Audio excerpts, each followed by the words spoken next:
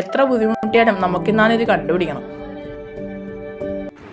ഇത്രയും തിരഞ്ഞിട്ടും നമുക്കൊന്നും കിട്ടിയില്ലല്ലോ.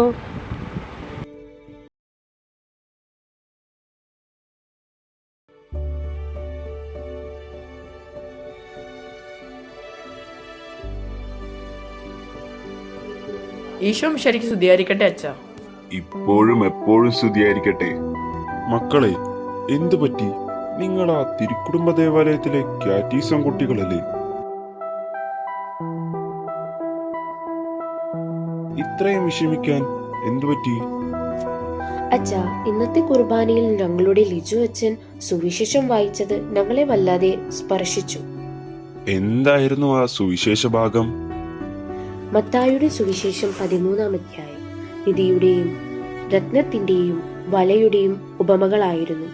അതായത്, സ്വർഗരാജ്യം വയലിൽ ഒളിപ്പിച്ചു വെച്ചിരിക്കുന്ന നിധികൾക്ക് തുല്യം. അത് കണ്ടെത്തുന്നവൻ അത് മറച്ചുവെക്കുകയും സന്തോഷത്തോടെ പോയി തനിക്കുള്ളതെല്ലാം വിറ്റ് ആ വയൽ വാങ്ങുകയും ചെയ്യുന്നു. അങ്ങനെ ആ നിധി സ്വന്തമാക്കുന്നു. അച്ഛാ, ഞങ്ങൾക്കും ആ നിധി സ്വന്തമാക്കണം. അതാണ് ഞങ്ങൾ ഇത്രയും നേരം ഇവിടെ തിരഞ്ഞുകൊണ്ടിരുന്നത്. പക്ഷേ കിട്ടിയില്ല. അതാണ് ഞങ്ങളുടെ വിഷമം. ഓ, അതാണോ കാരണം? സ്വർഗരാജ്യം എന്നാൽ ദൈവം എവിടെയാണോ അതാണ് സ്വർഗരാജ്യം. ഇവിടെ ഒളിപ്പിച്ചു വെച്ചിരിക്കുന്നത് യേശുവിനെയാണ്. അതാണ് നമ്മൾ കണ്ടെത്തേണ്ട നിധി. അച്ഛാ, അതെങ്ങനെ കണ്ടെത്താൻ സാധിക്കും? അതിന് നമ്മൾ ശക്തമായി പ്രാർത്ഥിക്കണം. മാതാവിനോട് ജപമാല ചൊല്ലി പ്രാർത്ഥിക്കണം. മാതാവാണ് തന്റെ ഉദരത്തിൽ ആദ്യമായി യേശുവിനെ ഒളിച്ചു വെച്ചത്.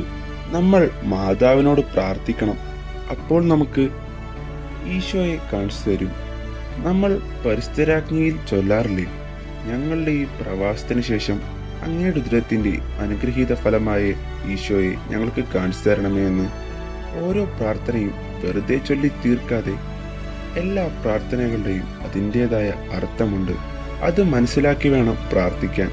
അപ്പോ ഈശോ എന്ന നിധിയെ നിങ്ങൾക്കും കാണാൻ സാധിക്കും.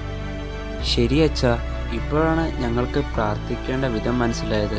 ഇനി ഞങ്ങൾ അർത്ഥം മനസ്സിലാക്കി പ്രാർത്ഥിച്ചോളാം.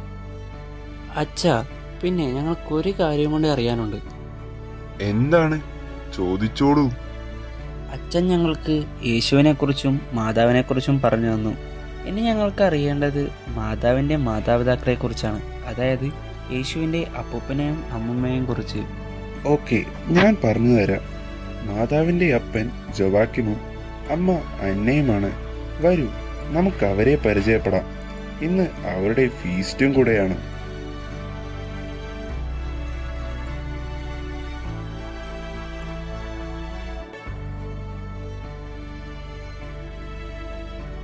ദാ നോക്കൂ, ഇതാണ് മാതാവിന്റെ മാതാപിതാക്കൾ. ഇവർക്ക് വർഷങ്ങളായി മക്കളില്ലാതിരുന്നിട്ട് പ്രാർത്ഥിച്ച് ദൈവം നൽകിയ സമ്മാനമാണ് മറിയം.